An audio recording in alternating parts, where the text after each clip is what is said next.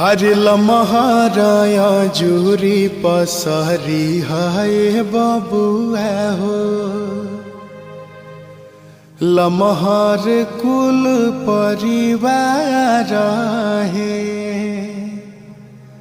लमहर बाटे तहरा पापा जी के नैया हो। लमहर कुल खानदान है। अरे लमहराया जूरी पसरी हाय बबुआ हो। लमहर कुल परिवार है।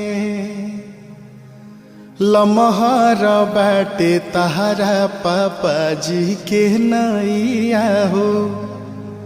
लमहर कुल खानदान